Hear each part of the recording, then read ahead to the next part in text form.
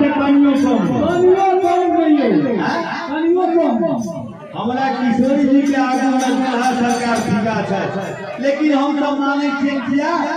ते पूरा गांव छै हे बउआ लेकिन ई नहीं है आज हमर पतले दिया दरिया में तै द्वारे दुल्हा सरकार के पाछू काल गले आ दुल्हिन के आगे काल गले पहले राम छला आखन से श्री राम भगत सीता जी संसेला से एक का नाम इनकर बढ़ गए श्री लग गए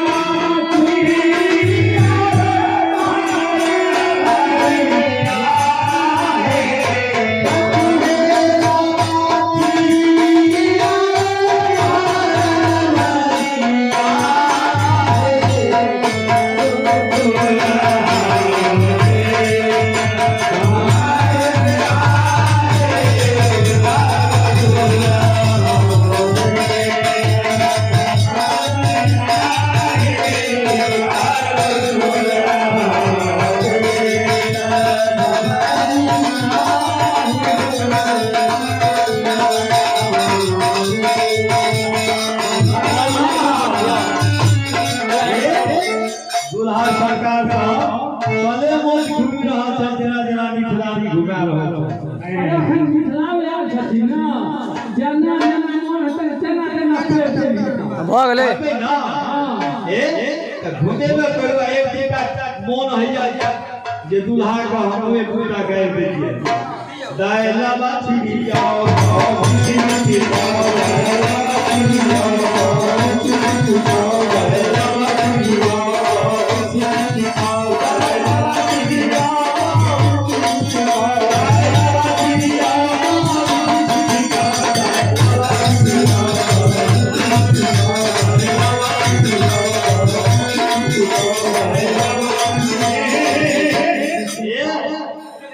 हमरा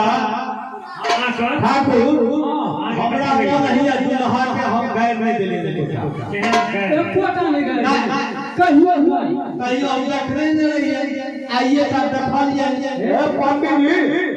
हम गाय का जैसे दुल्हा सरकार में निकला हां जी प्रणाम भैया पंडित जी पहले हमें रुपया दिया नहीं ये हम असियंता लगा आता दिए अच्छा दाहिना बाछी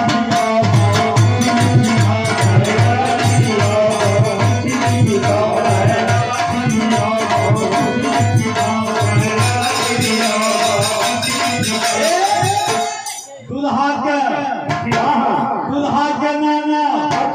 नानी जय जय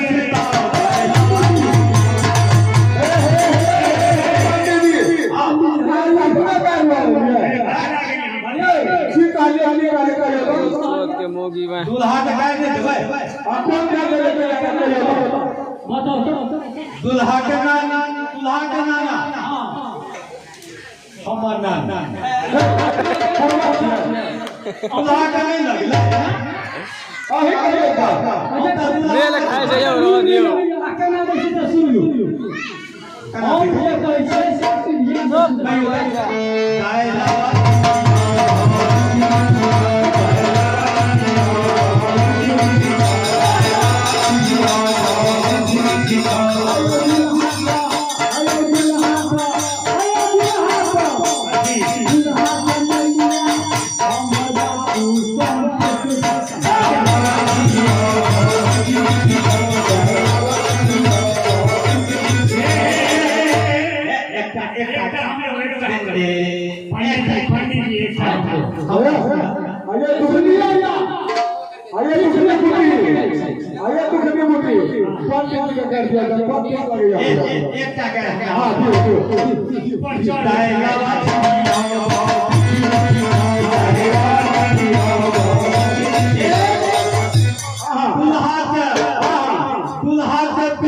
चंदन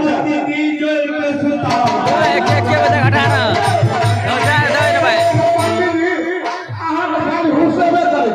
दुल्हा के गाय नहीं देबै तो लूट ले जा अरे बा दुल्हा का नानी दादी के गाय नहीं देबै दुल्हा का पीसा हमर दीदी संग से अपने गाय नहीं उल्टा भए गेलै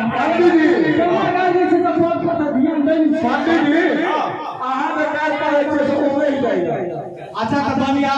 चलो हरिया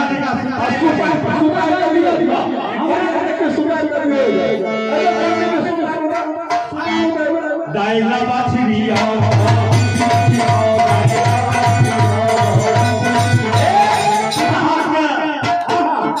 दुल्हा के बही हमर भैया